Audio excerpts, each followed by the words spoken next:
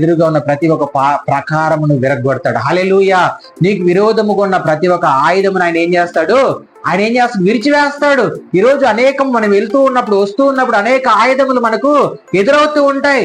అదే అనేక ఆయుధములు మనకు ఎదురైనప్పుడు వీటన్నిటిని కూడా యేసు క్రీస్తు సహాయకుడుగా మనకున్నాడు కాబట్టి మనము సర్వాంగ కవచమును ఈ లోకములో అపవాది తంత్రమును ధరించుకొని ఉన్నాం కాబట్టి ప్రతి ఒక్క అపవాది నుంచి మనకు దేవుడు విజయం నుంచి ముందుకు నడిపిస్తాడు.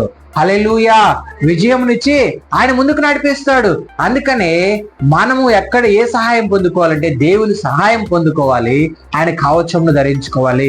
చూడండి, ఇంకొక మాట ఉంటది, ఏలయనగా మనం పోరాడుతున్నది శరీరాలతో కాదు, అదే విధముగా ప్రధానులతో కాదు, అధికారులతో కాదు, ప్రస్తుత అంధకార సంబంధులకు లోకనాథులతోనూ ఆకాశ మండలమున దురాత్మ సమూహములతో మనము పోరాడుచు ఉన్నాము. హల్లెలూయా. ఈ లోకంలో మనం పోరాడుచున్నది ఈ లోకంలో శరీర సంబంధులతో కాదంట, అంధకార సంబంధం. హల్లెలూయా. ఈ చూడండి, భూమికి ఆకాశానికి మధ్యలో ఉన్న దురాత్మ సమూహములతో మనం ఏం చేస్తూ ఉన్నాము?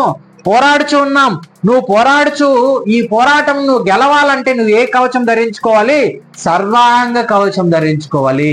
దేవుని కృప కావాలి, దేవుని సహాయం కావాలి, దేవుని ప్రేమ కావాలి. నీకు ఈ లోకంలో ఏ సహాయము నిన్ను విజయమునివ్వలేదు. ఒకవేళ ఆ సహాయం ఉంటే, చూడండి, ఎవరైనా ఒక సహాయం అడిగితే ఒక 10,000 సహాయం చేస్తారు, కానీ అది నిన్ను పరలోకాన్ని తీసుకెళ్ళదు. హల్లెలూయా. ఇంకా ఏదో ఒక విధంగా నిన్ను ముందుకు తీసుకెళ్తూ ఉంటారు కొంతమంది ఫ్రెండ్స్, వాళ్ళ సహాయం కూడా నిన్ను పరలోకానికి తీసుకెళ్ళదు. అయితే దేవుని సహాయం నువ్వు పొందుకుంటే, దేవుడిచ్చిన సర్వాంగ కవచము నువ్వు ధరించుకుంటే నువ్వు అపవాది తంత్రములను ఎదిరిస్తావు, దురాత్మ సమూహములు నువ్వు ఎదిరించగలుగుతావు. నువ్వు దురాత్మ సమూహములు అంటే సాతానుడు ఏదో ఒక రకంగా మనల్ని ఏం చేస్తూ ఉంటాడు? గలిబిలి చేస్తూ ఉంటాడు. నువ్వు శక్తిమంతుడగినట్లు, ఎవరిలో?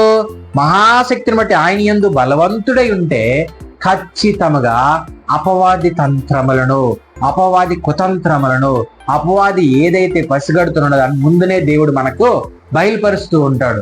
దావీదు విషయంలో దేవుడు అలాగే చేశాడు. ప్రతి విషయంలోనూ సౌలు విషయం నుంచి తప్పించాడు, అదే విధముగా తన కుమారుల విషయం నుంచి తప్పించాడు, ఫిలిస్తీన్ల నుంచి తప్పించాడు, అమాలేకుల నుంచి తప్పించాడు. అన్నిటి నుంచి విజయమునిచ్చి దేవుడు ఏం చేశాడంటే ముందుకి నడిపించాడు. హల్లెలూయా. హల్లెలూయా.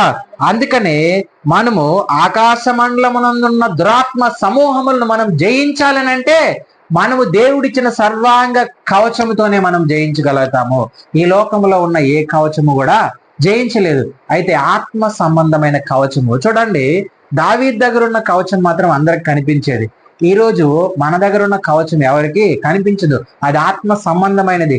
అది మనం వెళ్తూ ఉన్నప్పుడు అది పని జరుగుతుంది. హల్లెలూయా. మనం వెళ్తూ ఉన్నప్పుడు అది మాటల ద్వారా, దేవుని మాటల ద్వారా జరుగుతుంది. అది కత్తి లేదు, మన దగ్గర ఖడ్గం లేదు, కానీ దేవుని వాక్యమే ఖడ్గముగా ఉంది, సర్వాంగ కవచముగా ఉంది. అది బండను బద్దలు కొట్టి సుత్తిలాగా ఉంది. హల్లెలూయా. అది ప్రతి మనిషిని మారుస్తుంది, జీవితం మారుస్తుంది. అందుకనే ఈ ఖడ్గము, ఈ కవచం మన జీవితంలో ఉంటే ఖచ్చితంగా దేవుని నీతిని నెరవేర్చి ఆయన సహాయాన్ని పొందుకొని ఈ లోకంలో జయమునిచ్చి దేవుడు మనల్ని పరలోకం ఉన్నతమైన స్థలంలో నిలబెడతాడు. దేవుడి ఇటు మాటలు దీవించిన గాక. ఆమేన్. ప్రార్థన చేస్తున్నాం. సర్వోన్నతుడా నీ కొందనాలు స్తోత్రాలనైనా, సర్వ సృష్టికర్త నీ కొందనాలు స్తోత్రాలనైనా, గొప్ప దేవుడా నీ కొందనాలు స్తోత్రాలనైనా తండ్రి ప్రభువా. ఈ లైవ్ ద్వారా తండ్రి ప్రభు నీ బిడ్డలు ఎంతమంది అయితే వింటూ ఉన్నారో వాళ్ళందరినీ జ్ఞాపకం చేసుకోండి ఆయన తండ్రి ప్రభువా. ఈ లోకంలో మేము అనుకుంటూ ఉంటాం తండ్రి ప్రభువా, నా కులము నాకు సహాయము, నా బలము నా సహాయము, నా దగ్గర ఉన్న డబ్బు నాకు సహాయం అనుకుంటూ ఉంటాం, కానీ అవేవి మమ్మల్ని పరలోకానికి తీసుకెళ్లేవు నాయన తండ్రి ప్రభువా.